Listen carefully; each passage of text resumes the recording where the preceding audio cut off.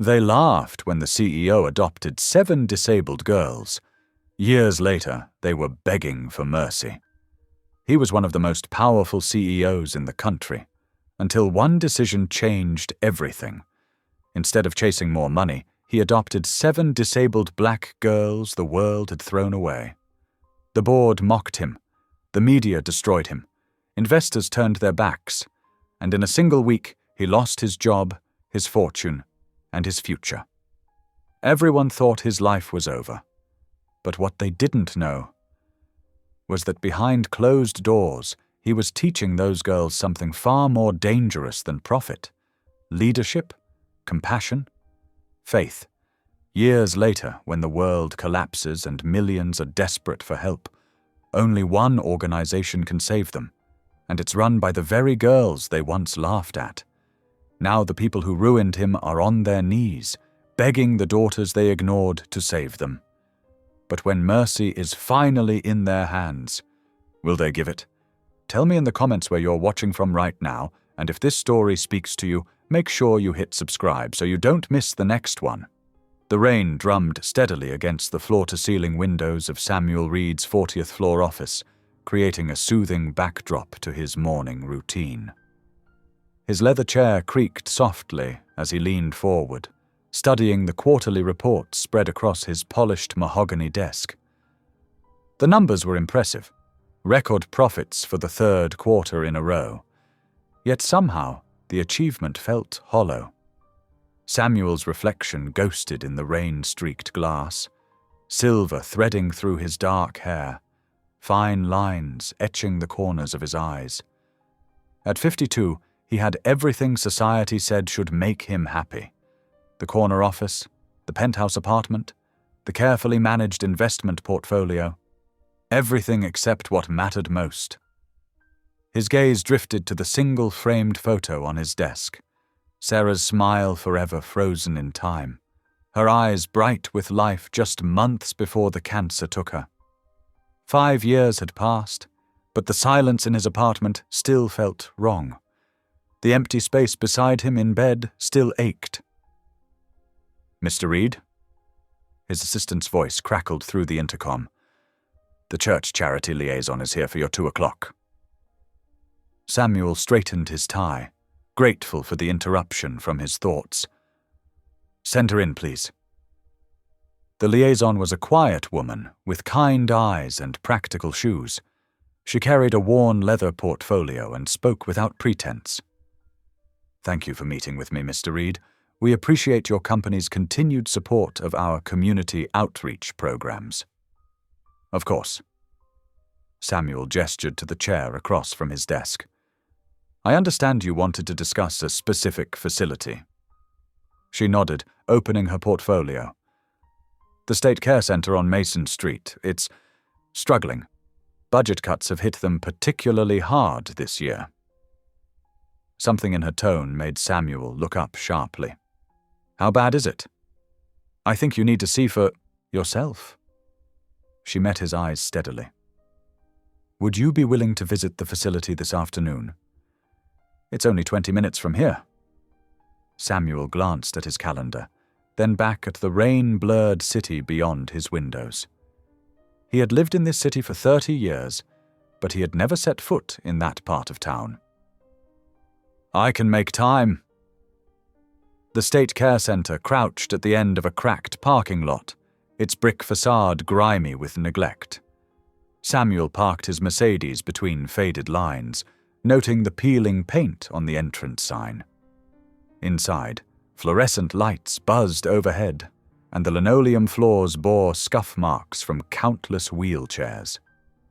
The facility director met them in the lobby, his tie loose and his shirt sleeves rolled up. "Mr. Reed, thank you for coming. We're honored to have someone of your position take an interest." As they walked the halls, Samuel noticed everything the director wasn't pointing out: the water stains on the ceiling tiles, the broken vending machine, the understaffed nurses' station where one overwhelmed woman juggled multiple ringing phones. Then they reached the children's wing. "We have 7 girls here," the director explained, leading them into a community room. Special needs cases. They've been with us between 2 and 8 years. Limited placement options, you understand? Samuel's steps slowed as he took in the scene before him. 7 girls, ranging from perhaps 6 to 15 years old, were scattered around the room. Each was lost in her own world, one rocking gently in a corner, another methodically arranging and rearranging a set of wooden blocks, a third writing complex mathematical equations on a small whiteboard. "This is destiny," the director said, indicating a girl in a wheelchair who was carefully drawing in a sketchbook. "Remarkable artistic talent, but severe physical limitations. And over there is Marie, brilliant with numbers, but non-verbal autism makes placement challenging. Tamika by the window has perfect pitch, but partial blindness." Samuel barely heard the rest of the introductions. He was watching their faces, seeing past the disabilities to something that made his chest tight. A quiet intelligence, a desperate hunger for connection, a resilience that refused to be dimmed by institutional walls and fluorescent lights. One of the older girls looked up from her book, meeting his gaze with startling directness. In her eyes, Samuel saw a reflection of his own loneliness, his own yearning for purpose beyond profit margins and shareholder reports. The tour continued, but Samuel's mind was already racing ahead, calculating space requirements, medical costs, educational needs. The rational part of his brain listed all the reasons this was impossible: his age, his job, his complete lack of parenting experience. But his heart, so carefully guarded since Sarah's death, had already made its decision. Hours later, Samuel sat in his car in the facility's parking lot, listening to the rain drum against the roof. The windows had fogged up, blurring the building's outline into a smudge of yellow light against the darkening sky. His hands gripped the steering wheel as the magnitude of what he was considering washed over him. 7 girls. 7 brilliant, beautiful, broken lives that the world had pushed into a corner and forgotten. 7 chances to make a difference that mattered more than any business deal he had ever closed. Walking away would be easy. He could write a generous check, earn the gratitude of the facility staff, and return to his orderly life of corporate success and quiet emptiness. It would be the sensible choice, the safe choice. But as he watched raindrops trace patterns down his windshield, Samuel Reed knew, with bone-deep certainty, that it would also be the greatest moral failure of his life. The thought of those girls spending one more night in that facility, their potential locked away behind institutional walls, made something in his soul rebel. Sarah would have known what to do. She had always seen straight to the heart of things, had always chosen love over safety, meaning over convenience. In the growing darkness of his car, Samuel could almost hear her voice. Sometimes the right path is the one that scares you the most. The rain continued its steady rhythm, and Samuel Reed sat motionless behind his steering wheel, knowing that whatever he decided in the next few moments would change not just his life, but 7 others as well. The weight of that responsibility pressed against his chest like a physical thing, both terrifying and strangely exhilarating. In the distance, a door opened briefly, spilling yellow light across the wet parking lot. The sound of children's voices, laughter, a snatch of song, drifted through the rain before the door swung shut again. Samuel closed his eyes, and for the first time in 5 years, the silence in his heart didn't feel quite so empty. The morning sun had barely cleared the horizon when Samuel Reed's black sedan pulled into the facility's parking lot again. This time, he wasn't alone. Barbara Chen, his longtime legal counsel, sat in the passenger seat, her briefcase clutched tightly in her lap.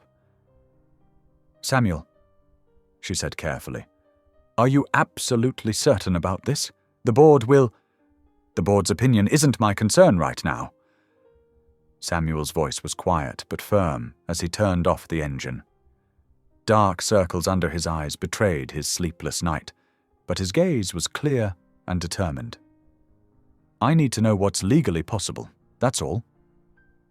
The same overwhelmed nurse from yesterday looked up in surprise as they entered. "Mr. Reed, we weren't expecting—" "I'd like to speak with the director," Samuel said. "And then, if possible, I'd like to spend some time with each of the girls, individually." The morning unfolded in a blur of meetings and paperwork. The director's initial shock gave way to cautious hope as Barbara outlined the possibilities of permanent guardianship. Samuel sat quietly through most of it, his attention focused on the muffled sounds of children's voices drifting through the thin walls. Finally, it was time to meet the girls one-on-one. Amani was first. At 15, she was the oldest, her cerebral palsy affecting her movement, but not dimming the sharp intelligence in her eyes. She wheeled herself into the small conference room and fixed Samuel with a skeptical stare. "Why are you really here?" she asked bluntly. Samuel appreciated her directness. "Because I can't walk away knowing you're all still here, but I want to hear what you think about that." Amani's fingers tightened on her wheelchair's armrests. "We're not a charity case, and we're not stupid. People make promises all the time." "I'm not promising anything yet," Samuel said honestly. "I'm here to listen, to understand. Tell me about yourself, Amani. What do you want for your future?" For the next hour, Amani shared her dreams of college, of changing the system from within. Her words came slowly sometimes, fighting past physical limitations, but her mind was quick and fierce. She spoke of protecting the younger girls, of late-night conversations about hope and fear and family. Maria came next, her white cane tapping gently as she found her way to a chair. Despite her legal blindness, she seemed to see right through Samuel's careful composure. "You're afraid," she said softly, "but so are we." Samuel's throat tightened. "Yes, I am afraid. Of failing you all. Of not being enough." Maria's smile was gentle. "Maybe that's exactly why you should try." Emery brought a notebook full of complex patterns and systems, her autism expressing itself in beautiful mathematical precision. She spoke rapidly about infrastructure and efficiency, her hands fluttering with excitement when Samuel showed genuine interest in her ideas. Keisha's interpreter helped bridge the gap as the deaf 12-year-old shared her experiences through sign language. Her expressions were so vivid they hardly needed translation. Her frustration with being ignored, her joy in music she could feel but not hear, her fierce protectiveness of her sisters in spirit. Lena moved carefully, managing her chronic illness with quiet determination. She spoke of organizing the younger girls' medications, of creating systems to help everyone remember their schedules. "We take care of each other," she explained, "because no one else will." Zara didn't speak at all. Her trauma-induced mutism meant their conversation happened through written notes and expressive eyes. But her message was clear. She wanted a real home, not just another institution. Faith, the youngest at 7, approached their meeting with prayer. "I asked God to send someone," she confided, her learning disability making her words careful and measured. "Someone who wouldn't give up on us." By late afternoon, Samuel's notebook was full of names, needs, dreams, and fears. Barbara had compiled a thick folder of legal requirements and potential obstacles. The facility staff hovered uncertainly, caught between hope and disbelief. Finally, Samuel stood before the director's desk one last time. His voice was steady as he said the words that would change 8 lives forever. "I want to begin adoption proceedings for all 7 girls." The director's pen clattered to the desk. "Mr. Reed, the paperwork alone would be—" "I understand the challenges," Samuel said quietly. "But these girls deserve a real home, a real family. I can provide that." "Your position at the company," Barbara began, "will likely be forfeit, yes." Samuel's smile was tired but genuine. Some things matter more than corporate success. The drive home was silent, Barbara still processing the magnitude of what they'd set in motion. Samuel's mind was already racing ahead. Renovations needed, specialists to consult, schools to research. The practical challenges were daunting, but they weren't what kept his hands tight on the steering wheel. It was the trust he'd seen in those young eyes, the fragile hope he could so easily shatter. 7 hearts that had already known too much disappointment. The sun had set by the time Samuel entered his study. The room felt different now, less like a retreat from the world and more like a space waiting to be filled with new purpose. He sank into his leather chair, feeling the weight of the day in every muscle. For the first time in years, Samuel Reed prayed out loud, his whispered words filling the darkened room. "Lord, I don't know if I can do this. I don't know if I'm strong enough, but these girls, they're worth everything. Help me be what they need. Help me not fail them." The silence that followed felt less like emptiness and more like possibility. Tomorrow would bring mountains of paperwork, difficult conversations with the board, and the beginning of a journey that would reshape every aspect of his life. But for now, in the quiet of his study, Samuel Reed finally felt at peace with the most important decision he would ever make. The morning sun cast long shadows across the mahogany conference table as catering staff arranged elegant place settings for the quarterly shareholder luncheon. Samuel Reed stood at the window of the 42nd floor dining room, watching the city buzz below. His phone hadn't stopped vibrating since he'd submitted the adoption paperwork yesterday. Barbara had already fielded 16 calls from board members. "Are you sure about this timing?" she asked quietly, reviewing his speech notes one last time. "We could delay the announcement, let things settle first." Samuel shook his head. Transparency from the start. No room for speculation or rumors. The room gradually filled with shareholders in expensive suits, their chatter focused on profit margins and market projections. Samuel recognized the familiar faces, people he'd worked with for years, but somehow felt like strangers now. They smiled and nodded, completely unaware that their world was about to shift. At precisely 12:30 in the afternoon, Samuel approached the podium. Cameras flashed as reporters positioned themselves along the back wall. His prepared speech about record profits lay untouched in his breast pocket. "Good afternoon," he began, his voice steady. "For 15 years, I've stood before you discussing numbers, revenue, growth, market share. Today, I want to talk about something more important. Family." The room grew still. Samuel continued. "Yesterday, I began proceedings to adopt 7 extraordinary young girls from the state care system. They are disabled. They are black. They have been overlooked by a world too busy counting dollars to see their worth, and they will be my daughters." The silence shattered. Questions erupted from every corner. Flashbulbs exploded. Samuel raised his hand, waiting for quiet. "I understand this news may concern some of you. Yes, this will require adjustments to my role. Yes, there will be challenges. But I believe leading with conscience is more valuable than leading with greed. These girls deserve a father who will put them first." "This is absurd." Harold Matthews, a major stakeholder, stood up. "You can't seriously expect us to accept this publicity stunt." Samuel met his gaze calmly. "It's not a stunt, Harold. It's my family." The next hour dissolved into chaos. Financial reporters rushed to file stories. Social media exploded with hot takes and mockery. Reed's Folly started trending by 2 o'clock in the afternoon. The stock price dropped 3 points before lunch was even served. Barbara managed the immediate crisis while Samuel slipped away. He had more important matters to attend to. The renovation crews had worked around the clock for 48 hours, installing ramps, handrails, and safety features throughout the estate.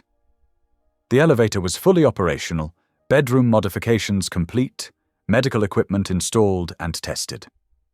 At 4:30 in the afternoon, a van pulled up to the front entrance.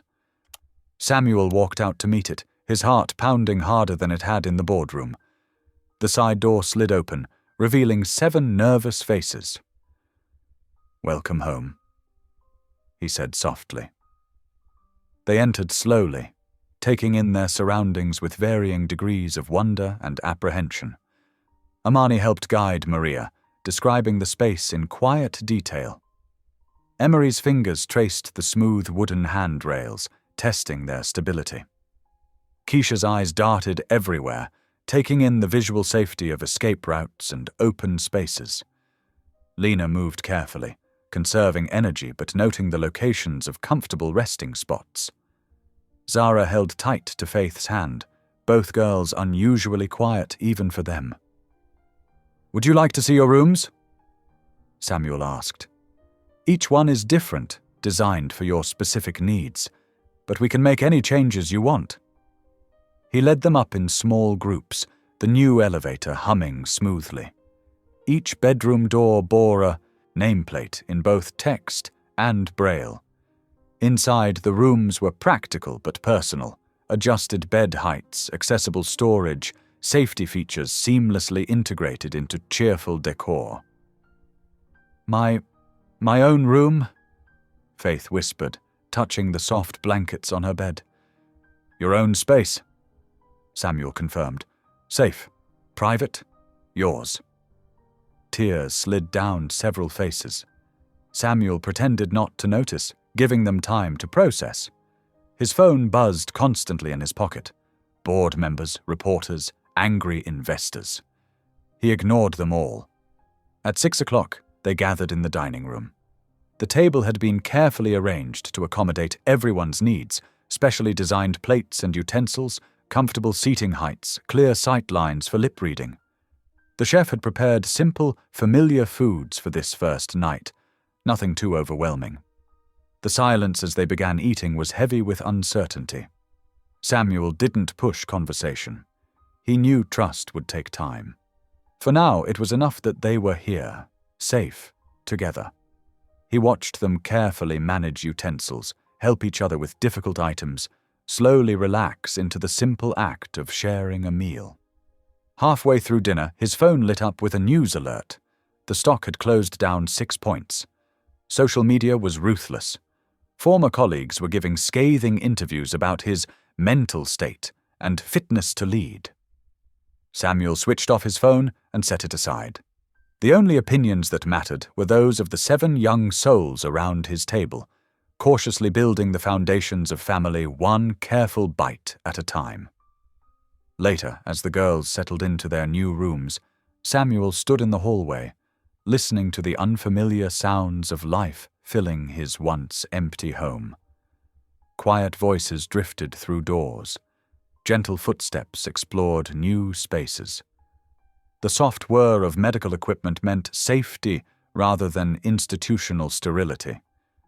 In his pocket, the silenced phone held hundreds of messages demanding explanations, threatening consequences, predicting disaster.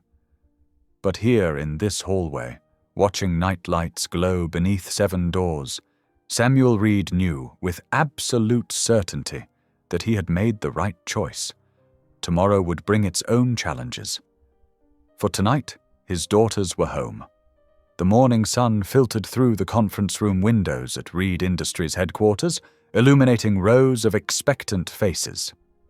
Camera crews jostled for position, their equipment humming softly. Reporters tapped away on laptops, already crafting opening lines about the CEO who had seemingly lost his mind. Samuel Reed stood quietly at the podium, reviewing his notes one final time. His crisp navy suit and calm demeanor betrayed nothing of his sleepless night. The 7 empty chairs arranged behind him spoke volumes. He had deliberately chosen to keep his daughters away from this media circus. "Good morning," he began, his voice steady and clear. "I appreciate you all coming here today. There has been considerable speculation about my recent decision to adopt 7 extraordinary young women. I'd like to address that directly." He paused, making eye contact with several familiar faces in the crowd. Barbara, his PR director, stood tensely in the corner, ready to intervene if needed. The air felt charged with anticipation. "These girls are not a charity project," Samuel continued. "They are not a publicity stunt or a social experiment. They are my daughters. And as of yesterday morning, they are also the legal heirs to Reed Industries and my entire estate." The room erupted. Cameras flashed frantically. Reporters shot to their feet, shouting questions. Samuel raised his hand, waiting for quiet to return. "Each of these young women possesses remarkable capabilities that have been overlooked by a system focused only on their limitations. Over the next several years, they will receive specialized education in business leadership, ethical decision-making, and corporate stewardship." He pulled out a folder, opening it deliberately. "Amani's strategic thinking rivals any analyst I've ever employed. Maria's ability to detect patterns and solve complex problems is extraordinary. Emery's emotional intelligence and talent for mediation would be invaluable in any boardroom. Keisha's determination and adaptability are exactly what successful leadership requires. Lena's perspective on accessible design could revolutionize how we develop products. Zara's gift for numbers and Faith's intuitive understanding of human nature, these are strengths, not disabilities." The questions came rapid fire. "Mr. Reed, what about shareholder concerns? How can disabled teenagers possibly run a corporation? Is this some kind of joke?" Samuel addressed each question with unwavering patience. The same shareholders who celebrate profit over purpose might question this decision. "But I believe true leadership isn't about maximizing quarterly returns. It's about creating lasting positive change. My daughters will bring perspectives and insights that our boardrooms desperately need." In the third row, Harold Matthews's face had turned an alarming shade of red. Several board members were already on their phones, furiously texting. Barbara had her head in her hands. "I understand this announcement may shock many of you," Samuel continued. "Change often does. But I want to be very clear. This is not a decision I will reverse. These young women are my family, my heirs, and the future of Reed Industries. They will be educated, mentored, and prepared to lead with compassion, integrity, and wisdom." He straightened his papers, preparing to conclude. "For those questioning their capabilities, I suggest you examine your own prejudices. For those concerned about the company's future, I invite you to watch what happens when leadership is driven by purpose rather than profit alone. Thank you for your time." The chaos that followed his exit was deafening. Barbara rushed after him, clutching her tablet. "Samuel, the stock is already down another 4 points. The board is calling an emergency meeting. This is exactly what I expected," he finished, loosening his tie as they walked. "They'll meet, they'll panic, and they'll try to force me out. It's fine, Barbara." "Fine?" She stopped in her tracks. "How is any of this fine?" Samuel turned to face her, his expression gentle but determined. "Because some things matter more than stock prices." The emergency board meeting convened at 2:00 in the afternoon. The usual polished mahogany conference room felt more like a war room, with attorneys present and tension thick in the air. Samuel sat calmly at the head of the table, watching his fellow board members file in with varying degrees of barely contained fury. "This is corporate suicide," Gerald Thompson began without preamble. "You've lost your mind, Reed." "What I've lost," Samuel replied evenly, "is my tolerance for putting profits above people." For 3 hours, they argued. Voices rose and fell, legal precedents were cited, threats were made.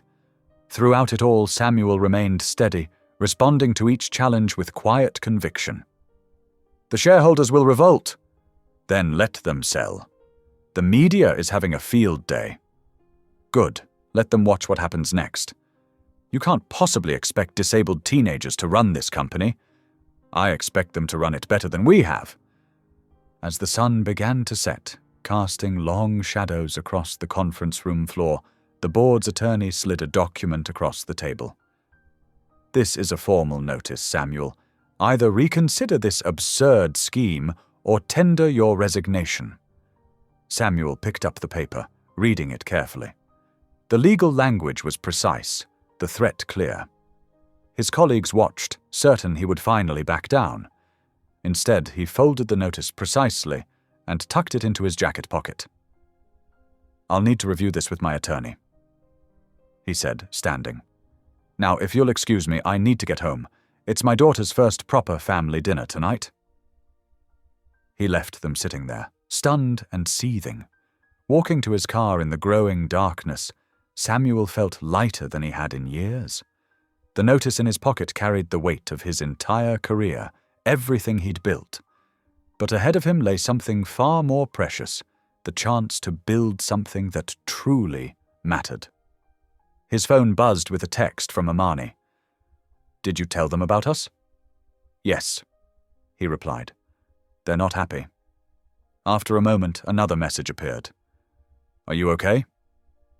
Samuel smiled, typing back, "Never better. See you soon." The parking garage was nearly empty now, his footsteps echoing off concrete walls. Tomorrow would bring more battles, more challenges, more attempts to force his hand. But tonight he had 7 daughters waiting at home, 7 brilliant minds ready to learn, 7 hearts beginning to trust, 7 futures full of possibility. The notice in his pocket couldn't change that. Nothing could. The next 48 hours unfolded like a slow-motion crash. Samuel watched it all with a strange sense of peace, even as his professional world crumbled around him. In the grand boardroom, where he'd spent countless hours negotiating deals, he now sat across from people he'd known for years, watching them transform into strangers.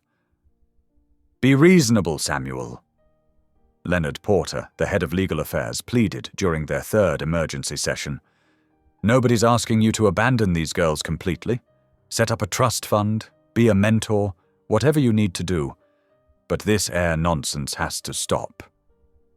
Samuel looked around the table at the faces he'd worked alongside for over 2 decades. Barbara wouldn't meet his eyes. Gerald kept checking his phone, probably watching the stock price continue its downward spiral. These people had been his colleagues, his peers, his friends. Or so he'd thought.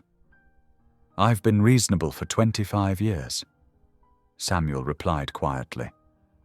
"I've compromised, adjusted, adapted to keep this machine running smoothly. But not this time. Not with my daughter's futures." The word daughters made several board members visibly wince. "Then you leave us no choice." Leonard slid another document across the table. "This is your final notice. Dissolve the adoptions by Friday, or the board will move to remove you." Samuel didn't even pick up the paper. No. The next morning, he made his position public. Standing before a forest of microphones outside Reed Industries headquarters, Samuel spoke clearly and calmly. "I will not dissolve these adoptions. These 7 young women are my daughters and heirs. If the board wishes to remove me for putting family above profits, that is their choice to make."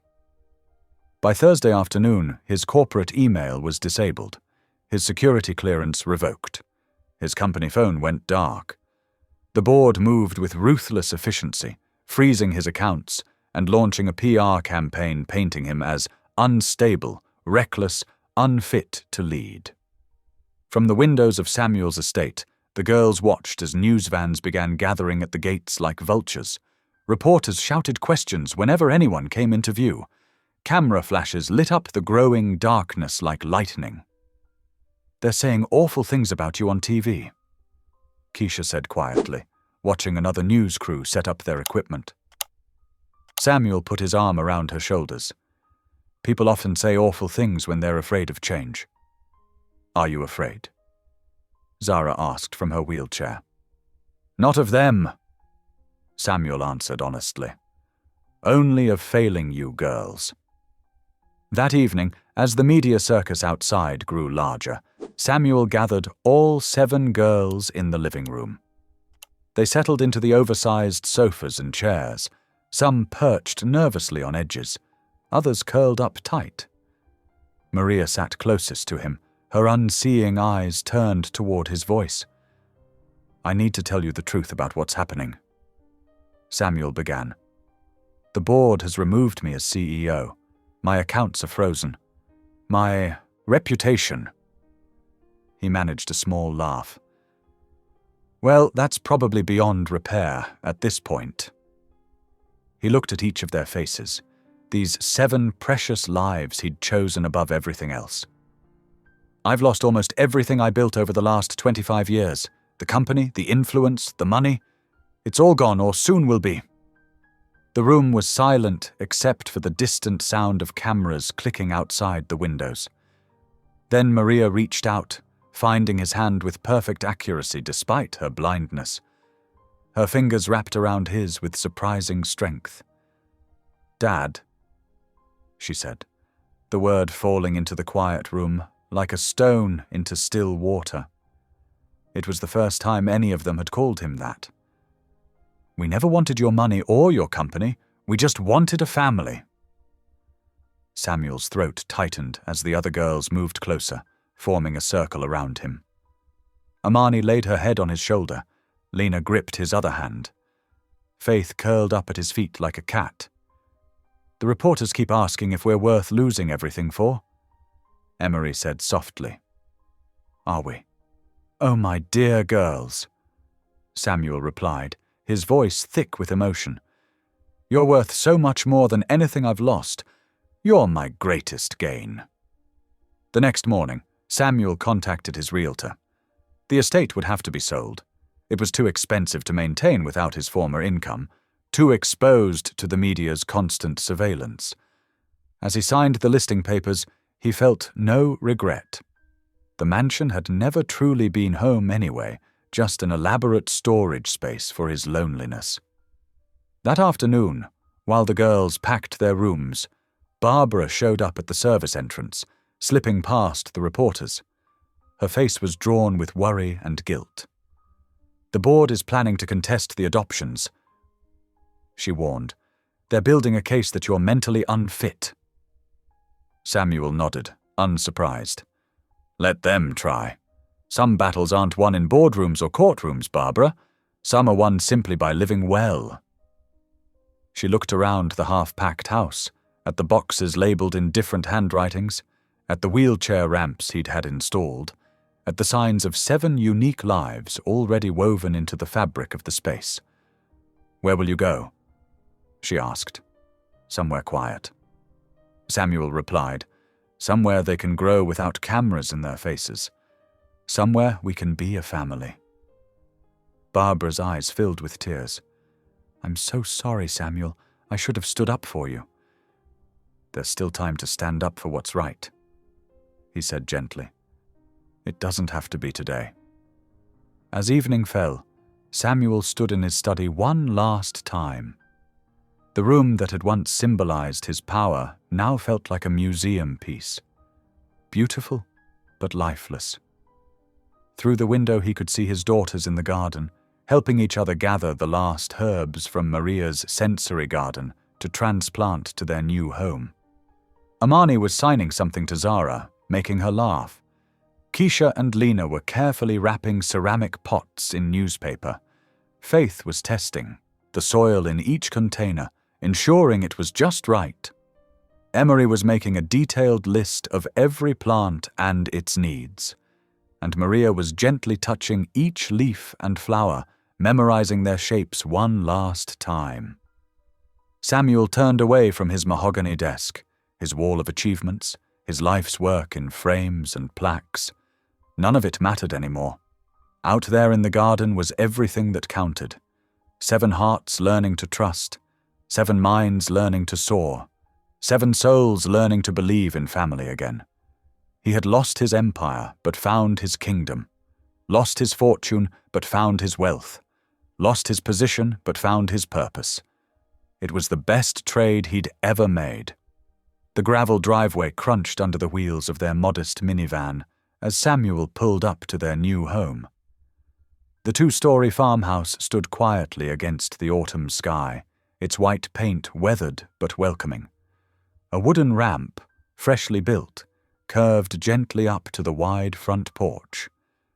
"It's so quiet," Keisha whispered, pressing her face against the window. After weeks of camera flashes and shouting reporters, the rural silence felt almost supernatural. Samuel helped each girl out of the van carefully. Maria's cane tapped experimentally against the gravel as she oriented herself. Zara's wheelchair rolled smoothly up the new ramp, though she wrinkled her nose at the unfamiliar creaks of the wooden boards. "It smells different here," Lena observed, her heightened senses taking in the mix of pine trees and freshly cut grass.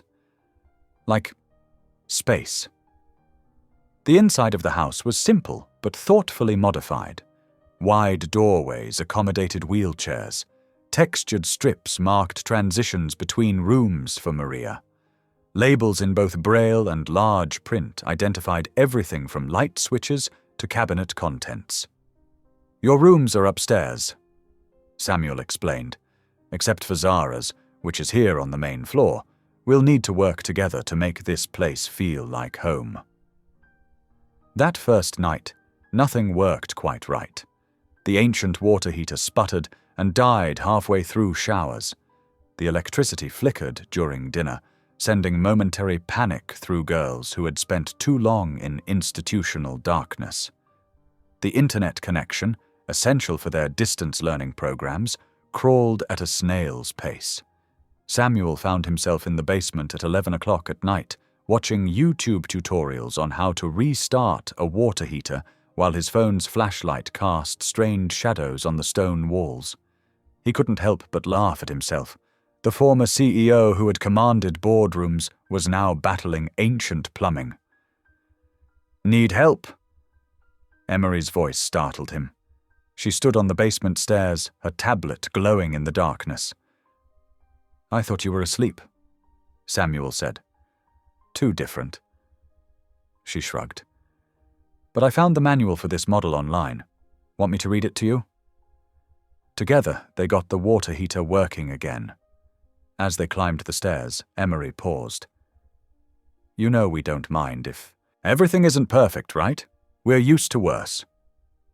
Samuel's heart clenched at her words.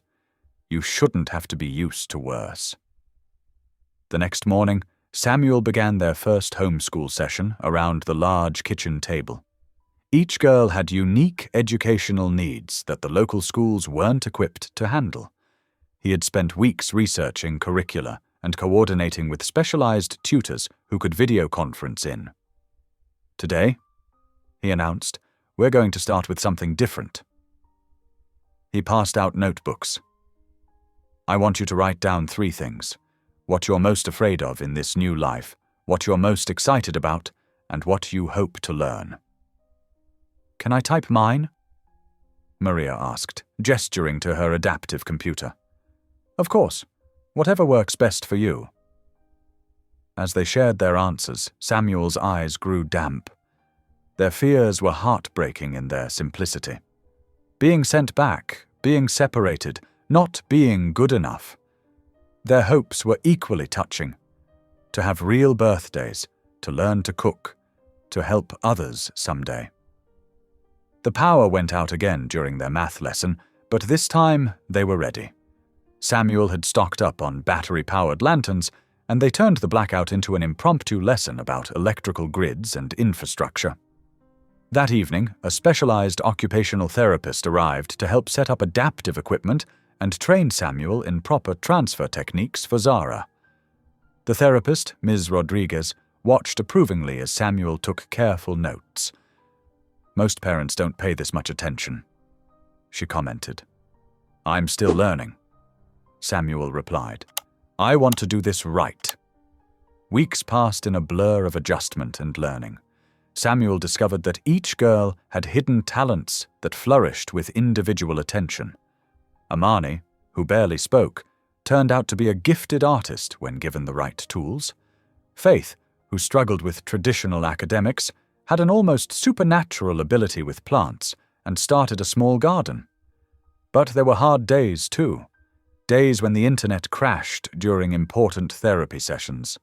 Days when the well pump failed and they had to haul water from their neighbors.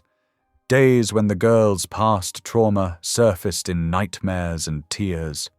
One particularly challenging afternoon, Samuel found himself sitting on the porch steps, exhausted. He had spent the morning helping Maria navigate a new text-to-speech program, the afternoon dealing with a backed-up septic system, and the evening trying to calm Lena through a panic attack triggered by a thunderstorm. Looking out at the darkening sky, he remembered his corner office with its climate control and ergonomic chair. For a moment, he allowed himself to feel the weight of all he had given up. Then the screen door creaked behind him. 7 girls, in various states of pajama-clad readiness for bed, crowded onto the porch. "It's prayer time," Keisha reminded him. It had become their nightly ritual, gathering to share thanks and concerns before bed. They formed their usual circle, some in chairs, some on cushions, all connected by clasped hands. One by one, they offered their prayers, for each other, for their new home, for the strength to face tomorrow's challenges. When it was Samuel's turn, he paused, looking at each face in the circle. These weren't employees to command or shareholders to impress. These were his daughters, each one precious, each one teaching him daily what true leadership meant. "Thank you," he prayed simply, "for showing me that real strength isn't in controlling things, but in serving others. Thank you for teaching me that true leadership isn't about power, it's about love." Later, after tucking everyone in and checking the locks one last time, Samuel sat at the kitchen table with his lesson plans for tomorrow. The house creaked and settled around him, no longer strange but comfortingly familiar. Through the window he could see the stars, so much brighter here than in the city. A small noise made him turn. Maria stood in the doorway in her nightgown, her unseeing eyes somehow finding him unerringly. "Can't sleep?" he asked softly. She shook her head. "I was thinking about something Ms. Rodriguez said today, about how you're different from most parents because you take such careful notes and pay attention to everything." Samuel waited, knowing there was more. "You were already a leader before," Maria continued. "A big important one. But now you're learning all these small things. How to help Zara transfer safely, how to read Braille with me, how to calm Lena's anxiety attacks. You're not less of a leader now. You're just leading differently." Samuel got up and hugged her, his heart full. "The best kind of leading," he whispered, "is the kind that helps others grow." The months flowed together like watercolors on wet paper, each day bleeding into the next as their new life took shape. The old grandfather clock in the hallway marked time with steady chimes, witnessing their daily rhythms and small victories. Morning routines became familiar choreography. Samuel would wake before dawn to start breakfast, the smell of oatmeal and toast drawing sleepy girls from their rooms. Zara needed help with morning care, while Lena required extra time to process the day's schedule. Faith tended her growing garden, marking the seasons with new seedlings and harvests. In the makeshift classroom that had once been a dining room, 7 distinct learning styles emerged. Samuel adapted, learning to present information in ways that reached each child. For Emery, it was all about patterns and systems. She struggled with the social elements of their lessons, but lit up when given practical problems to solve. One rainy afternoon, Samuel found Emery hunched over several old laptops he'd managed to salvage from a local repair shop. Her fingers flew across the keyboards, eyes intense with concentration. "What are you working on?" he asked, careful not to break her focus. "A model," she replied without looking up. "For food distribution. Like how we get our groceries, but bigger, for lots of people." Samuel pulled up a chair, intrigued. On the screens, Emery had created a basic but impressive network of points and lines, each representing stores, warehouses, and delivery routes. "See, if we map it this way," she explained, her words tumbling out faster as excitement overcame her usual reserve, "we can show how to move things more efficiently. Less waste, fewer trucks driving empty." It wasn't perfect. The software was outdated, the processing slow, but Samuel recognized the spark of genuine innovation. "This is remarkable, Emery. You're thinking about helping people on a large scale." A tiny smile crossed her face. "The system now is inefficient. I can make it better." In the corner of their classroom, Maria had created her own sacred space. A small desk held her Braille Bible and audio equipment, where she spent hours absorbing scripture through touch and sound. Her gentle voice often filled the house with verses that seemed perfectly chosen for whatever challenge they faced. One particularly difficult morning, when the heating system failed and tempers ran short, Maria's clear voice cut through the chaos. "Be patient in affliction, faithful in prayer." The words settled over them like a warm blanket, calming frayed nerves. It wasn't just the verses themselves, but the way Maria lived them, her quiet strength and unwavering faith providing an anchor for the whole family. But not everyone found peace so easily. Amani, sharp-minded and perceptive, carried her anger like armor. Samuel would often find her at the window of her bedroom, staring at the distant road, as if it might lead back to their old life. The tension built slowly, like storm clouds gathering. It broke one evening in late autumn, after a day when everything seemed to go wrong. The internet had cut out during Keisha's online therapy session. The van had needed expensive repairs. Dinner was late and simple, beans and rice again. Amani pushed her plate away, her face tight with emotion. "We didn't have to live like this." The table fell silent. Samuel set down his fork, giving her his full attention. "You're right, we didn't have to. You had money?" she continued, her voice rising slightly. "Power, influence. You could have helped us without—" She gestured at their surroundings. "All this, without losing everything." Samuel considered her words carefully. Around the table, the other girls watched, equally invested in his answer. This wasn't just Amani's question. It was a doubt they'd all carried. "Let me ask you something," he said gently. "When you were in the facility, what did you need most? Money? Better food? Newer clothes?" Amani's jaw tightened, but she answered honestly. "Someone to see us, to choose us, to—" Her voice cracked slightly. "To stay." Samuel nodded. "And if I had just donated money, or set up a foundation, or made speeches about helping, would that have given you what you really needed?" "No," she whispered. "I could have chosen an easier path." Samuel continued, his voice steady and sure. "I could have written checks and felt good about myself, but easy choices rarely change anything fundamental. Easy choices don't save people." He looked around the table, meeting each pair of eyes.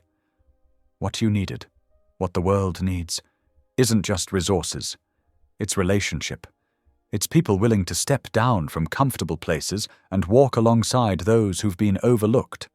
It's leaders who understand that true power isn't about control or comfort. It's about sacrifice and service. Maria's hand found his across the table. "Like Jesus," she said softly. "He could have stayed in heaven, but he chose to come down and live among us." Amani was quiet for a long moment, processing. Finally, she picked up her fork again.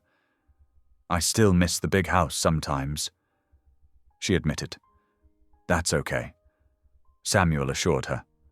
"I do too, but I wouldn't trade this, any of this, for all the corner offices in the world." The evening settled into more comfortable silence, broken only by the sounds of 7 girls and their father sharing a simple meal. Outside, the autumn wind rustled through trees that had yet to learn their names, but would, like everything else in this new life, become part of their story, their journey, their redemption. Through the window, the first stars appeared, bright and clear in the rural sky. They seemed closer here, more attainable, as if the very act of reaching higher had somehow brought heaven nearer to earth. The seasons changed slowly, painting their rural sanctuary with autumn's gold before blanketing it in winter white. As spring emerged, Samuel's dedication to his daughter's education took on new urgency. He spent countless hours at his desk, surrounded by grant applications and scholarship forms, his computer screen glowing late into the night. "There's so much untapped potential," he explained to their educational consultant over a video call. "We just need to find the right opportunities that accommodate their unique needs." His persistence paid off. By early summer, acceptance letters and grant approvals began arriving. Each one represented a carefully crafted pathway, designed to nurture each girl's distinct gifts. Keisha's journey proved particularly remarkable.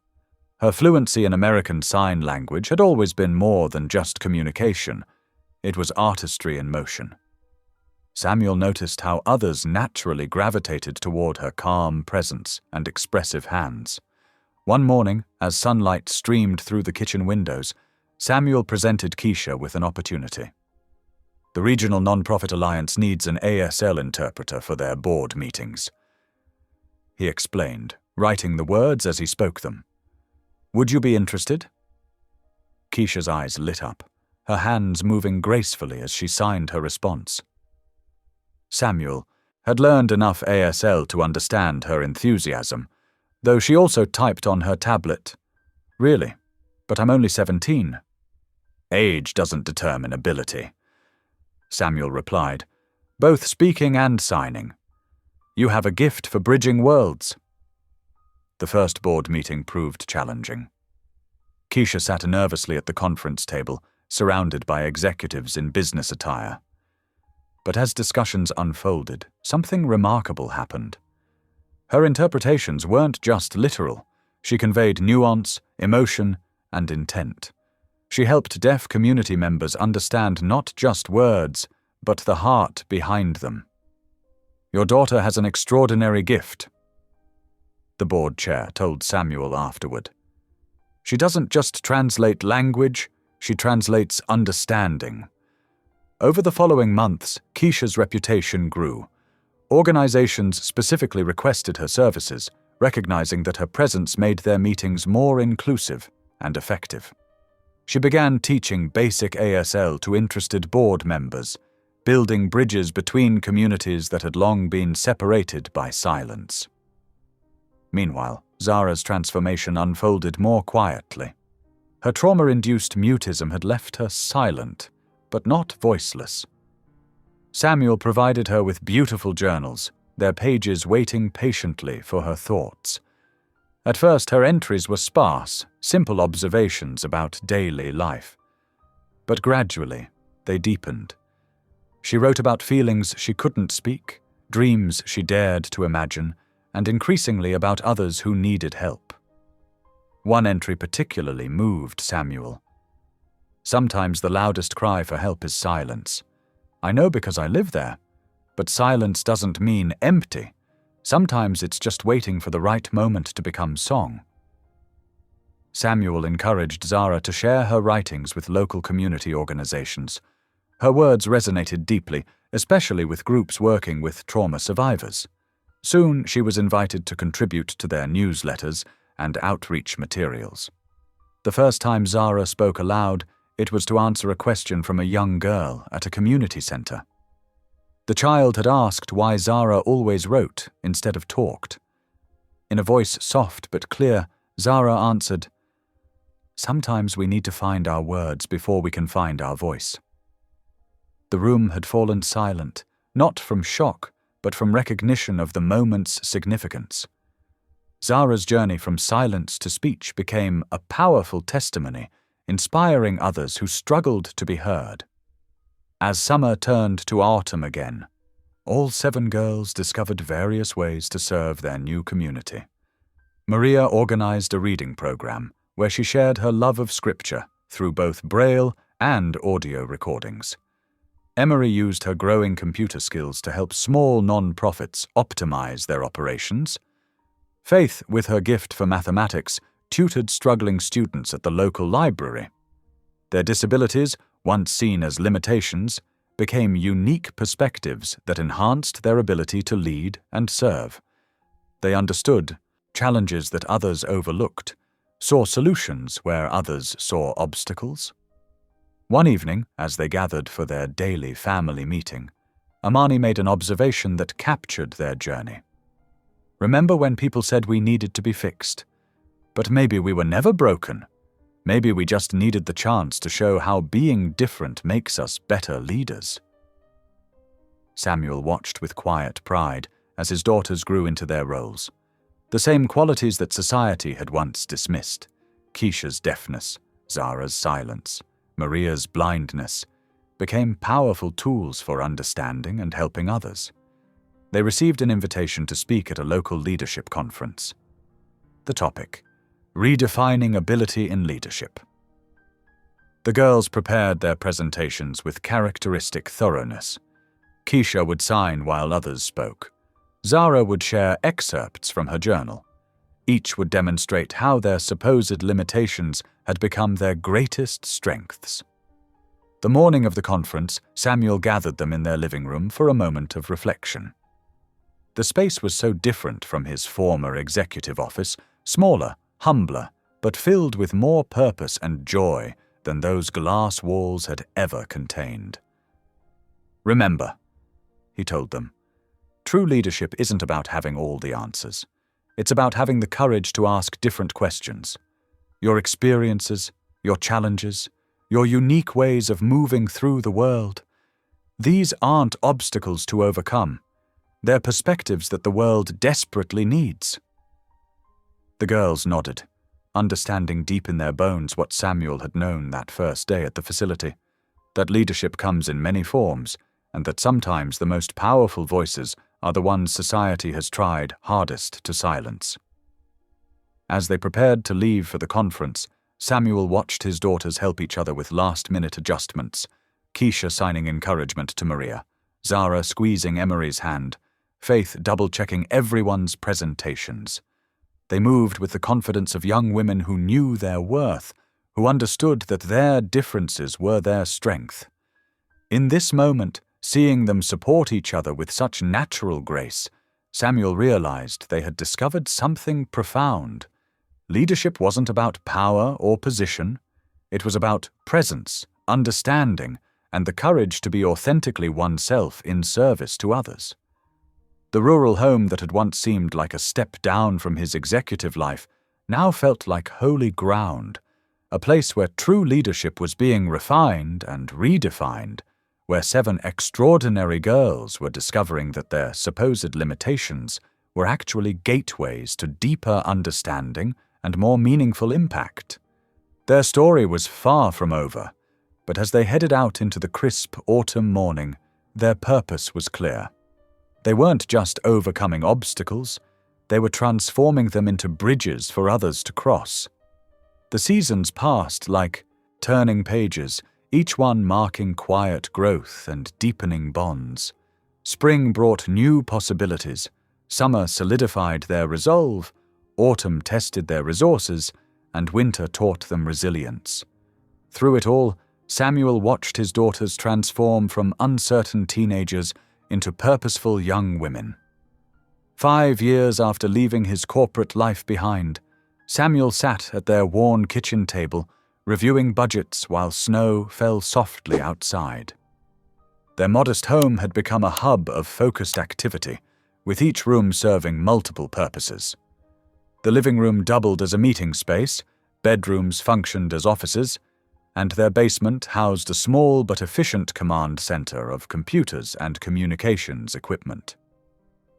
"Dad," Emery called from her workstation, her voice carrying that familiar tone of concentrated excitement.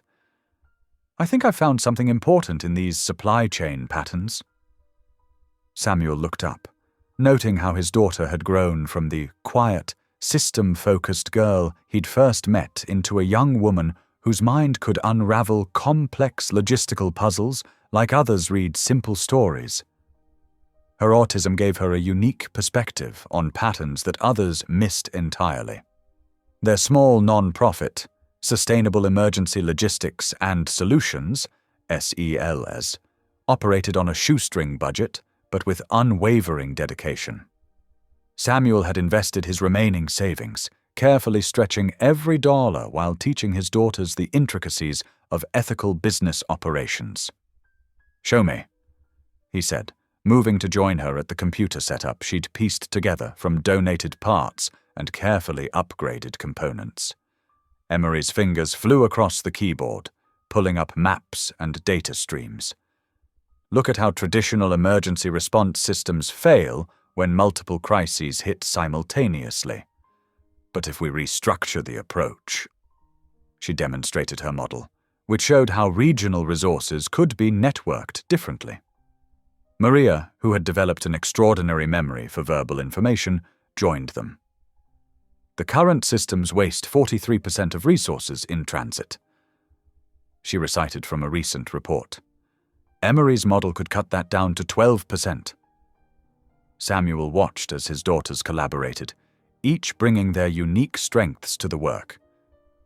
Keisha had become their primary liaison with partner organizations, her fluency in sign language making their programs more accessible.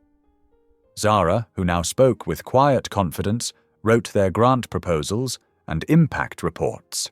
Faith handled their financial projections, while Amani managed community relationships. Lena coordinated their volunteer programs. Their workdays were long but purposeful.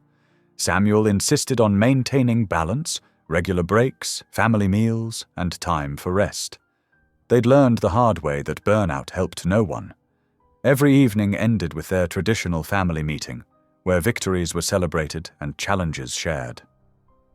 "The key," Emery explained one spring evening, spreading out her latest diagrams, "is creating resilient networks that can adapt under pressure. Most systems break because they're too rigid."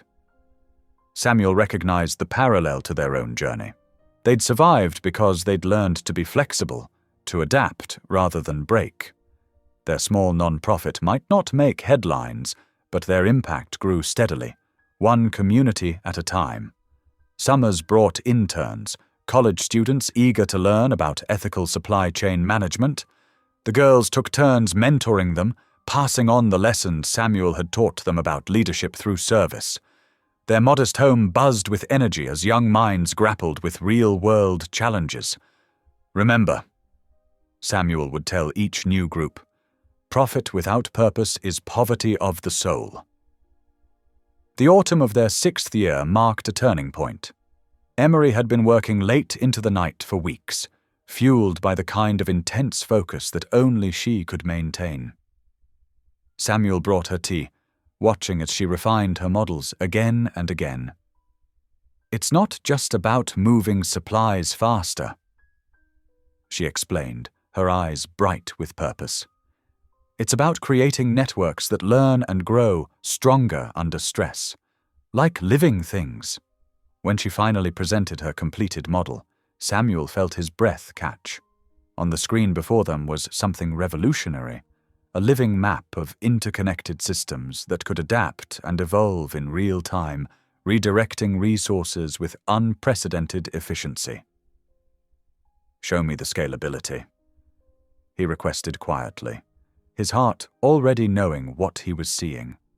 Emery ran the simulations. The model held stable as it expanded from local to regional, regional to national, and beyond. It learned from each crisis, strengthening weak points automatically. It could coordinate thousands of nodes simultaneously, each one supporting the others like a vast web of mutual aid. "This isn't just efficient," Samuel said, his voice thick with emotion. "This could save millions of lives." The other girls gathered around, each understanding the magnitude of what their sister had created. This wasn't just another logistics system. It was a fundamental reimagining of how communities could support each other in times of crisis. "We'll need partners," Maria observed practically.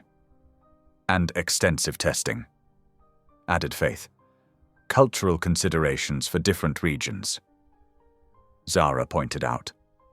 Samuel watched them problem-solve together, his heart full. These were not the same girls who had once been dismissed as burdens on society. They were leaders, innovators, and most importantly, they were family. As winter approached again, they began the careful work of documenting and testing Emery's model. Samuel knew they were standing on the edge of something world-changing, but he also knew the importance of building strong foundations. "We'll do this right," he assured them. "No shortcuts, no compromises." They worked methodically, refining the model through small-scale implementations, gathering data, making adjustments. Their non-profit remained small, but their vision had grown beyond anything Samuel could have imagined that first day at the care facility. One evening, as snow fell outside their window, Emery looked up from her computers with quiet certainty. "It's ready?" she said simply. Samuel reviewed the final model, taking in its elegant complexity, its robust adaptability, its potential to transform humanitarian response worldwide. In that moment, he saw not just a technological breakthrough, but the fulfillment of a promise he'd made years ago, that these girls would become leaders who could change the world. The world wasn't ready for what they had created, but Samuel knew with absolute certainty that they were ready for the world. The first signs of trouble came on an ordinary Tuesday morning. Samuel was reviewing grant applications with Maria when the internet connection suddenly dropped. Not unusual for their rural location, but this time felt different. Their backup systems stayed dark. "Something's wrong," Maria said quietly, her fingers tracing the braille display that had gone static. Within hours, reports began trickling in through emergency radio frequencies. Banks worldwide were shutting down. Payment systems had frozen. Transportation networks were grinding to a halt as digital infrastructure collapsed. Government hotlines went silent. Samuel watched the girls spring into action with practiced precision. Years of drills and preparation hadn't been wasted. Emery's fingers flew across her specialized keyboard, activating their emergency protocols. Keisha began coordinating with their network of sign language interpreters across 3 continents. Lena pulled up their disaster response matrices, while Faith ran financial contingencies. "Status check," Zara called out, her voice strong and clear. Years of therapy and trust having helped her find her voice. "Communications hub online," Amani reported from her station. "Backup servers holding." Their modest command center, built in what was once their dining room, hummed with focused energy. The girls moved with the coordinated grace of a team that had trained for years for this exact scenario. Samuel felt a surge of pride through his growing concern. "Multiple hospitals reporting critical supply shortages," Maria announced, her fingers scanning emergency bulletins. "Transportation disruption affecting medical deliveries." "Implementing Protocol 7, Emery responded, activating her adaptive logistics system. The massive display wall showed thousands of nodes lighting up across their network. Small warehouses, community centers, and local partners they'd quietly built relationships with over the years. Hour by hour, the situation deteriorated. Stock markets worldwide suspended trading. Grocery store shelves emptied as panic spread. Fuel stations ran dry. But in communities where their network operated, a different story was unfolding. Medical supplies found their way to hospitals through alternate routes. Food banks received coordinated deliveries. Local power grids stabilized thanks to their decentralized backup systems. Their years of preparation were paying off in ways even Samuel hadn't fully anticipated. We're getting calls from government agencies. Keisha signed excitedly. They want to know how we're still operating. Samuel watched the news coverage late into the night, monitoring multiple screens from his old armchair. Reporters were beginning to notice the pattern. While chaos reigned in most areas, certain communities showed remarkable resilience. The question everyone asked, who was behind it? Dad. Faith called softly, bringing him tea. You should rest, we've got this. But Samuel couldn't rest. His chest felt tight as he watched his girls coordinate emergency responses across continents. They'd built something extraordinary, not just a system, but a new way of thinking about community resilience. The world was finally seeing what he'd seen in them all those years ago. The screens blurred slightly as he tried to focus. The tightness in his chest increased. Something felt wrong, but he couldn't worry the girls. They needed to concentrate. Amani was the first to notice. Dad, are you okay? Samuel tried to respond, but the words wouldn't come. The room tilted sideways. He heard shouting, Zara calling for help, Maria praying, Emery directing emergency protocols for a different kind of crisis. The last thing he saw before consciousness faded was his girls working together, strong and capable, exactly as he'd always known they could be. Then darkness claimed him, and the world went quiet. The stroke hit with devastating force.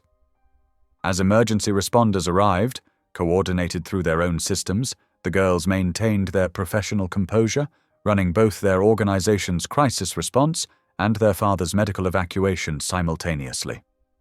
Years of handling multiple emergencies had prepared them for this, though none had expected it to become so personal. Keep the systems running. Keisha signed firmly, taking charge of their father's care coordination. He'd want that. Through their tears and fear, they did exactly that. Their network continued to function, adapting and responding to the growing global crisis.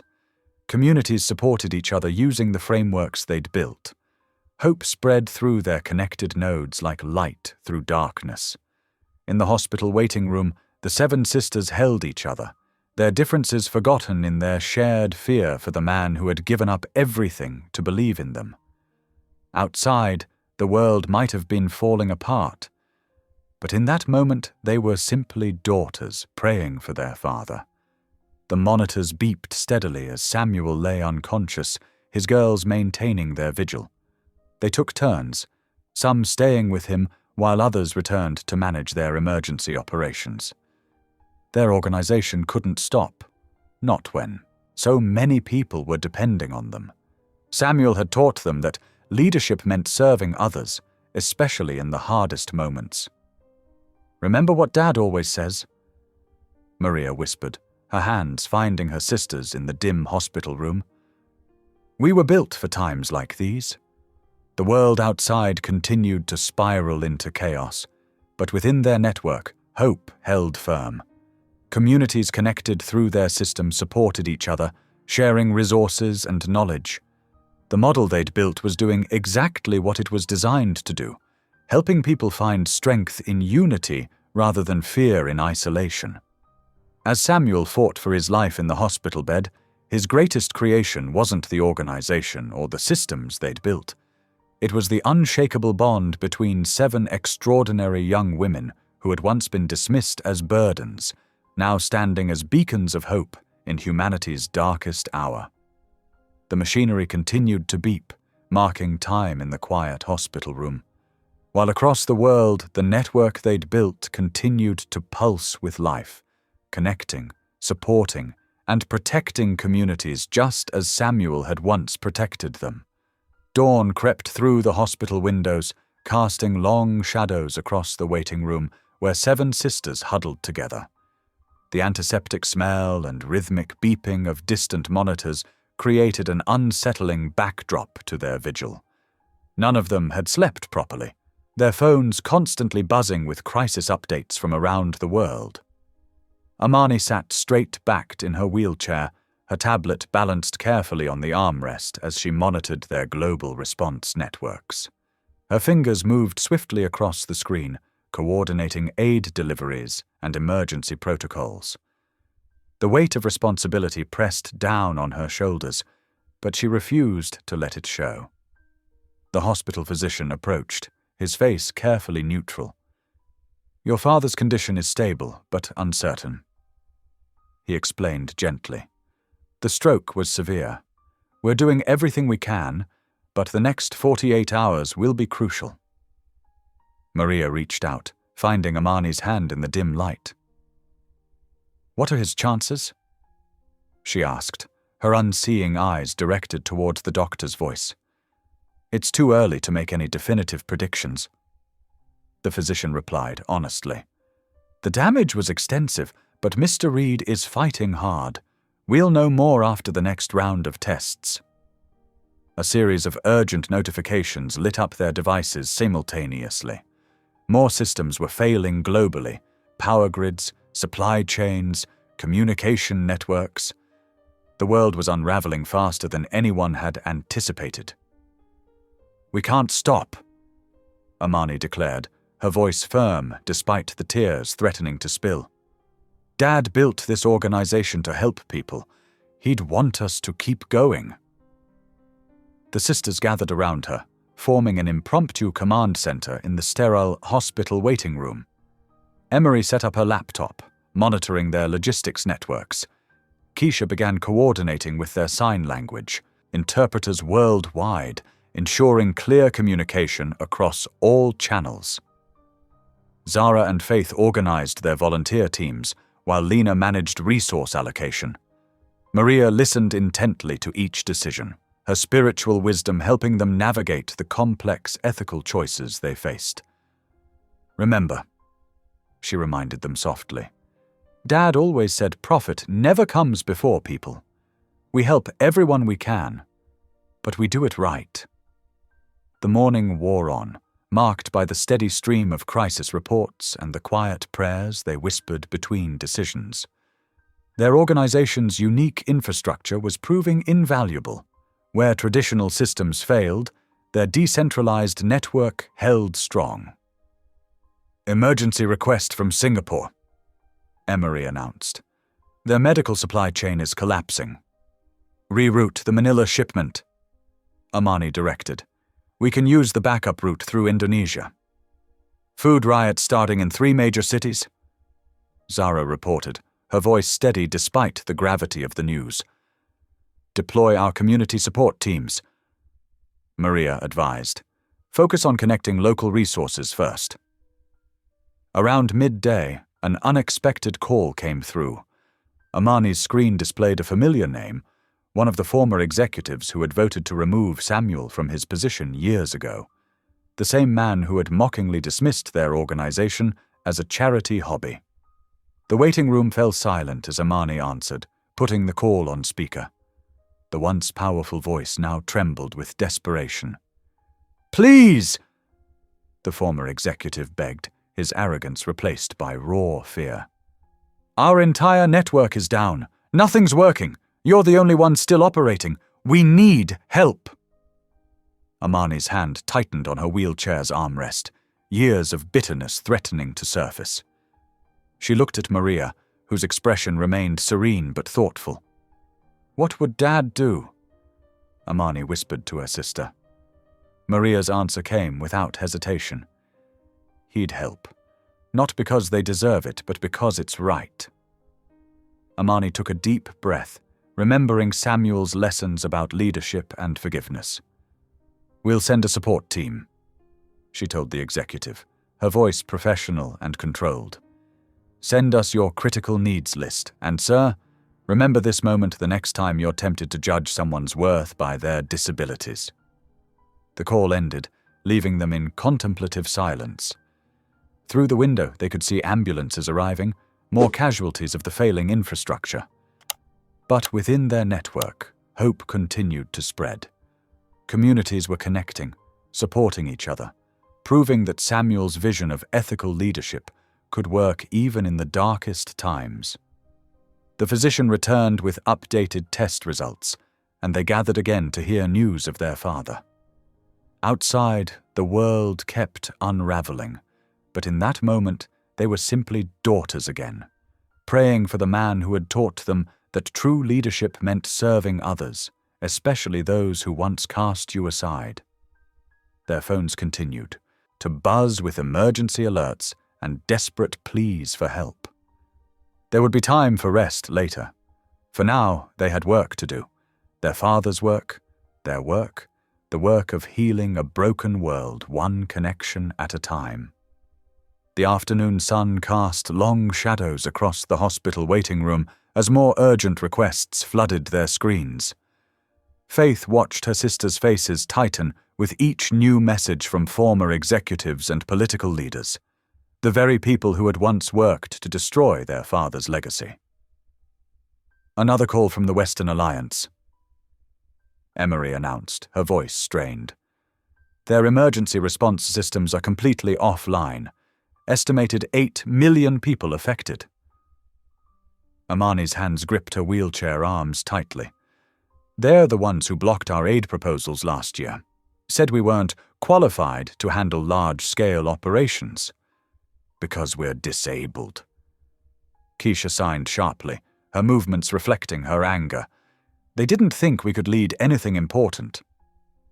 Faith wheeled herself to the center of their impromptu command station. I know you're angry, I am too, but people are suffering. Real people, not just the leaders who hurt us. They hurt Dad, Zara whispered, her voice rough with emotion.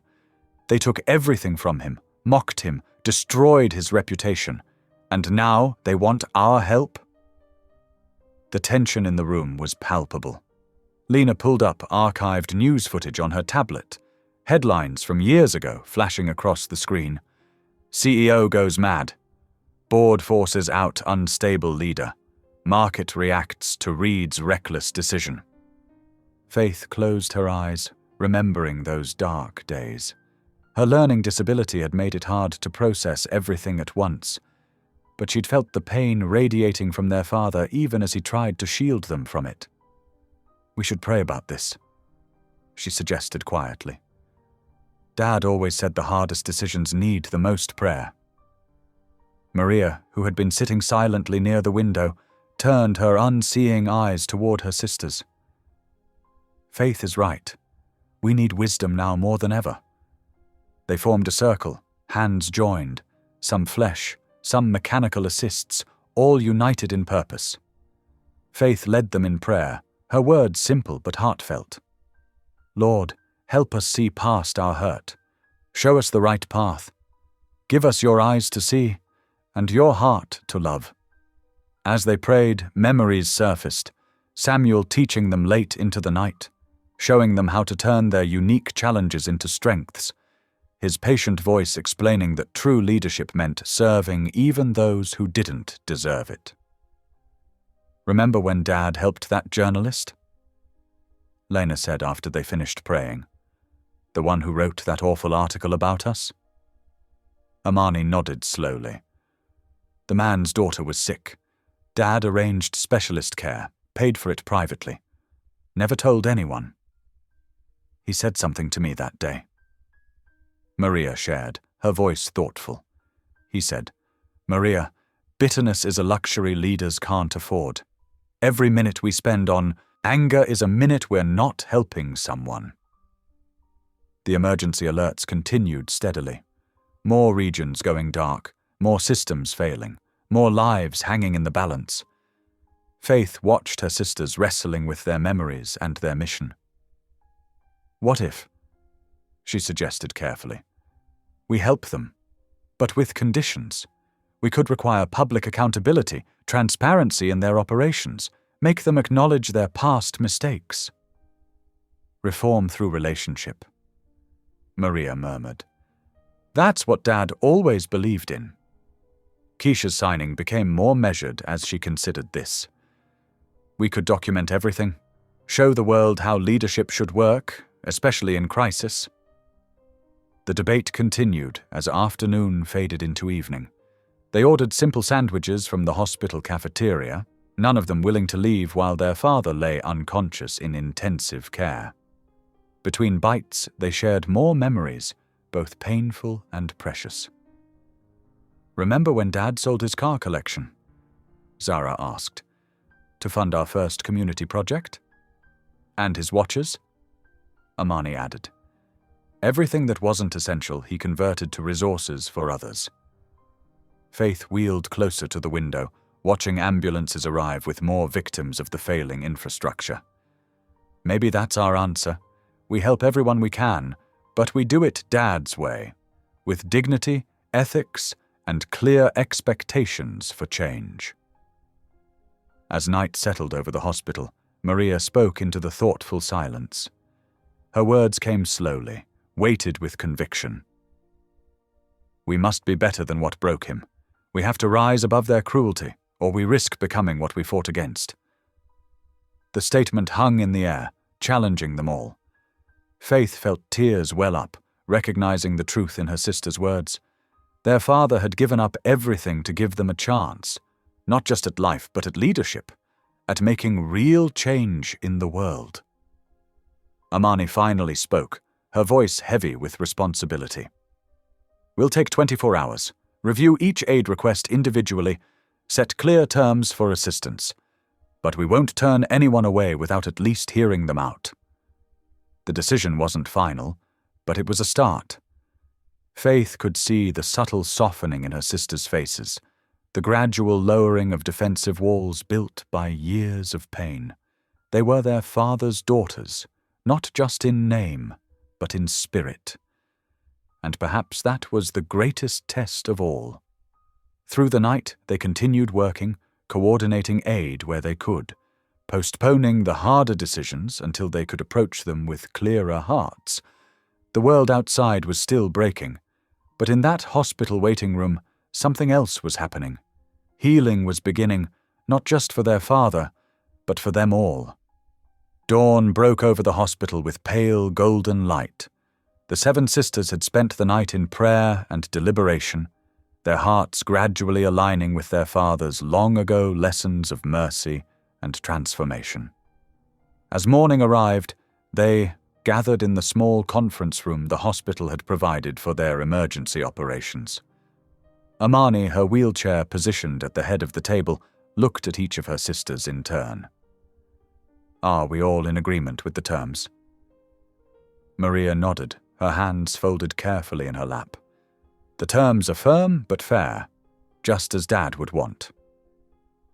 They had drafted their requirements through the night, balancing accountability with compassion. Keisha's hands moved swiftly as she signed the main points, which Lena translated for the group one final time. First, complete transparency of all past and current operations. Second, immediate resignation of corrupt leadership. Third, public acknowledgement of past wrongs. Fourth, implementation of ethical oversight committees. Fifth, redistribution of hoarded resources to aid distribution. Faith wheeled closer to the table, her voice steady. And most importantly, they must demonstrate genuine remorse and commitment to change, not just with words, but with actions. The global news networks had been waiting anxiously since dawn. At precisely 9 o'clock in the morning, Amani faced the cameras, her sisters arranged behind her, in a show of unified strength. The world watched, desperate for help, as systems continued to collapse. "We are prepared to extend aid," Amani began, her voice clear and unwavering. "Our organization has the infrastructure and resources to help stabilize critical systems. However, our assistance comes with non-negotiable conditions."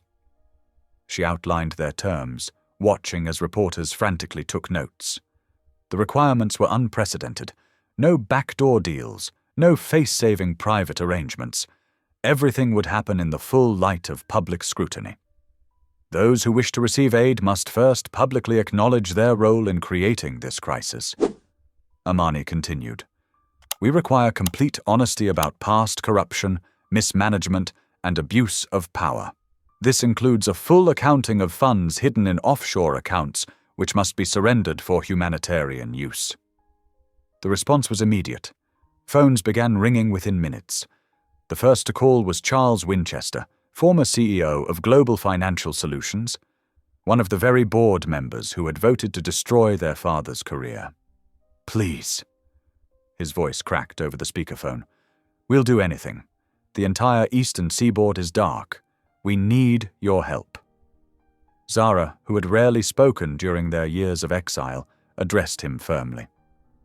"Then you know what we require, Mr. Winchester. Public accountability. Today. No exceptions." Within hours, news channels began broadcasting a remarkable sight. Charles Winchester, still wearing his $1,000 suit, knelt before cameras in front of his company's headquarters. His voice shook as he confessed years of financial manipulation, resource hoarding, and deliberate suppression of sustainable technologies that could have prevented the current crisis. "We were wrong," he declared, tears streaming down his face. "We chose profit over people, power over principle. I personally voted to destroy Samuel Reed's life because his ethics threatened our control. I humbly ask forgiveness, and I surrender all assets to humanitarian relief." He was only the first. Throughout the day, more former executives and political elites came forward. Some had to be helped to their knees due to age or illness, but each one knelt, literally and symbolically, laying down their pride and power. Maria, listening to the audio descriptions of these events, reached for Faith's hand. "Dad always said true leadership requires true humility. They're finally learning what he tried to teach them years ago." The sisters worked tirelessly, coordinating aid deployment as each confession was made. Their organization's systems, built over years of careful preparation, began stabilizing critical infrastructure. Hospitals regained power. Food distribution networks reopened. Communication systems were restored. By evening, the scene repeated across every major city. Powerful figures who had once sneered at Samuel Reed's choices now knelt in public squares, surrendering their authority to his daughter's wisdom. Their organization's protocols ensured every confession was followed by concrete action: the transfer of resources, the resignation of corrupt boards, the implementation of ethical oversight. Emery, monitoring the global response through her specialized computer interface, reported the impact. Public sentiment is overwhelmingly positive. People are calling it the Great Humbling. They're saying this is what true leadership looks like. As night fell again, the sisters gathered in their father's hospital room. Samuel remained unconscious, but the doctors reported his vital signs were stable. Faith gently adjusted his blanket, remembering all the times he had covered them when they fell asleep during late-night study sessions. "We did it, Dad," she whispered. "We found a way to help without compromising our principles, just like you taught us." Lena, who had been watching the latest news coverage on her tablet, turned to her sisters with tears in her eyes. "Look at this." The video showed thousands of people gathered in city centers worldwide, holding candles and singing hymns of gratitude.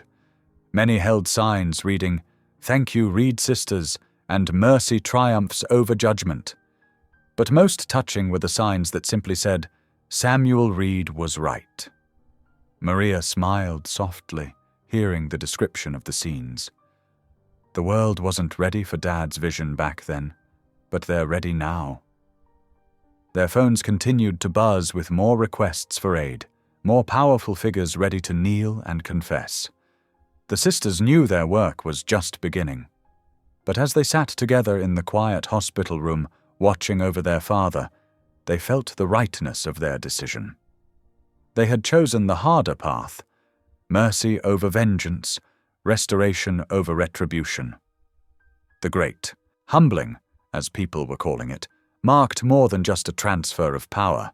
It represented the triumph of Samuel Reed's greatest lesson: that true leadership begins with a humble heart and serves with unwavering ethical conviction. His daughters had learned that lesson well, and now they were teaching it to the world. The first signs of Samuel's awakening came on a quiet Wednesday morning. His fingers twitched slightly, and his breathing changed rhythm. The nurse on duty immediately notified the Reed sisters, who had maintained a constant rotation at the hospital despite their humanitarian work. Amani was the first to notice his eyes flutter open. She squeezed his hand gently, careful of the IV lines. "Dad," she whispered, her voice trembling with emotion.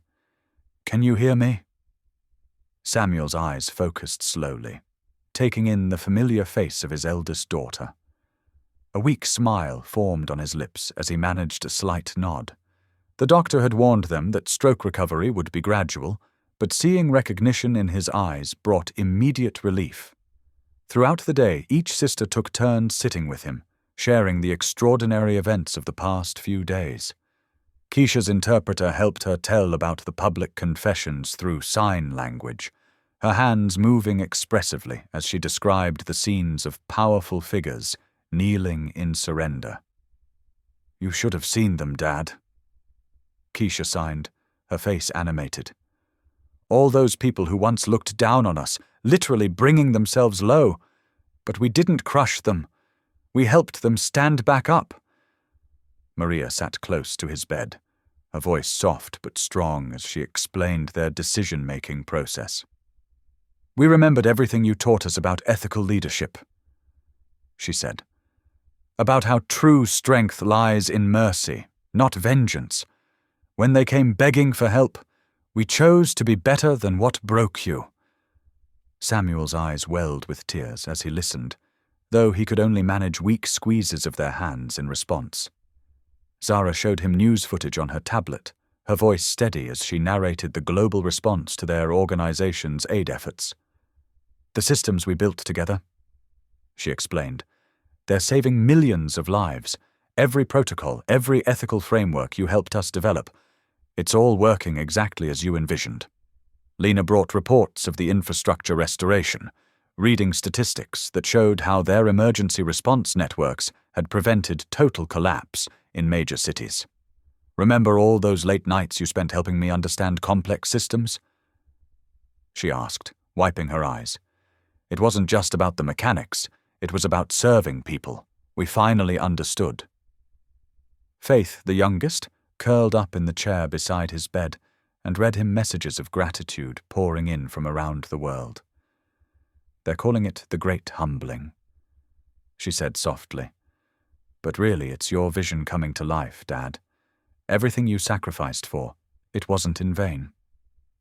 Emery used her specialized computer interface to show him real-time data of their aid distribution networks. "Look at these patterns, Dad," she said excitedly. "Remember when you taught me about logistics using my toy blocks? Now we're moving actual resources, helping actual people, and it all started with you believing in us." As evening approached, Samuel managed his first weak words. "Outside. Please." The sisters exchanged glances, then quickly arranged with the medical staff to move him. They carefully wheeled his bed onto the hospital's rooftop garden, positioning him where he could watch the sunset. The sky painted itself in brilliant oranges and purples, a gentle breeze carrying the scent of blooming flowers. Samuel's voice was barely above a whisper, but his words carried clearly to his gathered daughters. "My work is finished." Tears flowed freely as the 7 women surrounded his bed, each touching him gently, a hand on his shoulder, fingers intertwined with his, a soft kiss on his forehead. They understood the depth of what he meant.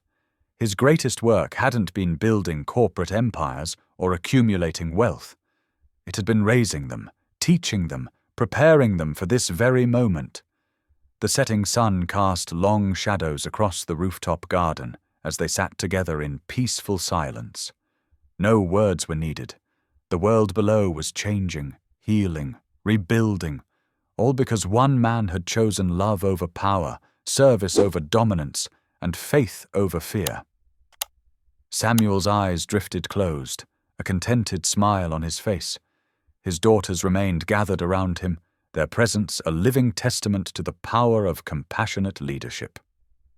As twilight settled over the city, the quiet moment held all the victory they had ever needed, not in headlines or accolades, but in the simple peace of knowing they had fulfilled their father's greatest hopes. The last rays of sunlight painted the sky in gentle hues, a fitting backdrop to the quiet culmination of Samuel Reed's life work. His daughters, once abandoned and overlooked, now stood as pillars of mercy and wisdom in a world desperate for both. In that peaceful moment, as day transformed into evening, they were simply a family, bound together by love, purpose, and the enduring legacy of their father's sacrifice. The weeks following Samuel's passing unfolded like gentle waves, each one bringing new signs of healing to a wounded world. In their modest headquarters, a renovated warehouse with wheelchair-accessible workstations, the seven sisters continued their father's work with quiet determination. Amani sat at her desk one morning, reviewing progress reports from 37 different countries. Supply chains were stabilizing, emergency food distribution networks were running smoothly, healthcare systems were being rebuilt with new fail-safes and ethical guidelines. She smiled softly, remembering how Samuel had taught her to look beyond numbers to see the human impact of every decision. "Look at this," Maria called from her station, where she managed their organization's ethical oversight. "Another corporation has voluntarily adopted our transparency protocols." She wheeled herself over to show Amani the document. "Remember when Dad told us that true change would come from example, not force?" Keisha's hands moved rapidly as she signed to her interpreter during a video conference with international aid coordinators. Their model of inclusive leadership had become the new standard, with disability access requirements now built into every reconstruction project. Samuel's vision of leadership through service was reshaping how the world viewed ability and power. In the logistics center, Emery worked with her specialized computer interface, coordinating relief efforts across 5 continents. Her systems, born from Samuel's patient teaching and her unique way of seeing patterns, had become the backbone of global emergency response. "We're reaching 98% efficiency in distribution," she announced proudly to her sisters. "Dad would love these numbers." Zara, once nearly silent, now led their public communications team. She kept their message consistent and humble, declining countless requests for magazine covers and television appearances. "We're not celebrities," she would explain firmly. "We're servants." It was exactly what Samuel had taught them, that true leadership seeks results, not recognition. Lena managed their education initiatives, implementing programs that combined technical skills with ethical principles. "Every student learns about accessibility and inclusion," she explained during a board meeting. "Just like Dad taught us that everyone has value, everyone has something to contribute." Faith, working with their community outreach programs, continued gathering stories of lives changed and systems reformed. She documented everything meticulously, building an archive not of their achievements, but of the ripple effects of compassionate leadership. 3 months after Samuel's passing, the sisters gathered in their meeting room, surrounded by reports and data screens. The global financial system had stabilized. Food security had been restored in most regions. Their emergency response networks had prevented countless deaths, but none of them spoke about these successes. Instead, they shared memories of quiet moments with their father, lessons learned over dinner, late-night conversations about ethics, his patient smile when they struggled to understand complex concepts. "He never wanted recognition," Maria reminded them softly. "He just wanted us to help people." The day of Samuel Reed's memorial service dawned clear and crisp. The sisters had chosen a modest venue, the same church where he had first learned about the care facility where they lived. People came from around the world, not to mourn a fallen CEO, but to honor a man who had chosen love over power. The service was broadcast globally, not because the sisters wanted attention, but because the world needed to understand Samuel's true legacy. Instead of eulogies about business success, they shared stories of lives transformed. A young girl in Africa who received life-saving medicine through their distribution network. A community in Asia rebuilt using their inclusive design principles. A South American town that had avoided famine thanks to their early warning systems. One by one, the sisters spoke about their father, not about the wealthy executive who had adopted them, but about the man who had taught them that true wealth lay in service to others. They spoke of his patience, his quiet strength, his unwavering belief in their potential. Keisha signed her testimony, her movements graceful and powerful. He taught us that our disabilities weren't weaknesses. They were different ways of seeing the world, different ways to help others. Amani spoke of his courage in choosing them over his career. He showed us that sometimes the most powerful leadership means walking away from power. Maria shared how he had taught them ethical decision-making. Every choice we make affects real people. He never let us forget that. Emery explained how he had helped her translate her unique understanding of patterns into systems that now saved lives daily. He saw possibilities where others saw limitations. Zara, her voice strong and clear, described how he had given them not just a home, but a purpose. He taught us that every person has value, every voice matters. Lena spoke about his vision of inclusive leadership. He believed that true strength comes from lifting others up, not standing above them. Faith, the youngest, concluded with a simple truth. Our father's legacy isn't measured in dollars lost, but in lives saved, in systems reformed, in hope restored. As the service concluded, the sisters sat together in the front row, holding hands. On screens throughout the venue, numbers scrolled silently. Not profit margins or stock prices, but statistics that told the real story of Samuel Reed's legacy. Number of lives saved through their emergency response networks. Number of communities rebuilt using inclusive design principles. Number of children now receiving education through their accessible learning programs. Number of corrupt systems reformed through their ethical oversight protocols. The final number appeared: 7. 7 once-forgotten girls who, through one man's love and sacrifice, had become architects of global change. 7 sisters who carried forward their father's vision of compassionate leadership. 7 women who proved that true power lies not in what you gain, but in what you give. As the gathering dispersed, the sisters remained seated, their hands still clasped together. They didn't need to speak. They knew their work would continue, guided by their father's principles and powered by their love for him and for the world he had taught them to serve. Through the church's windows, sunlight streamed in, illuminating the simple plaque they had chosen to honor Samuel Reed. It bore no mention of his corporate success or financial achievements. Instead, it carried the words he had lived by and taught his daughters. True leadership is measured not in what you take, but in what you give. Not in who you command, but in who you lift up. Through the large windows of the newly rebuilt community center, sunlight streamed across polished floors where children played. Their laughter echoed through halls that just months ago had stood empty and broken. Now the space buzzed with purpose and hope. Supply trucks moved with clockwork precision, their routes optimized by systems Emery had designed. Volunteers efficiently distributed food, medicine, and building materials to those in need. The chaos of the global crisis had given way to ordered compassion. In the center's main hall, Maria stood before a gathering of community leaders, her voice gentle but firm as she led them in prayer.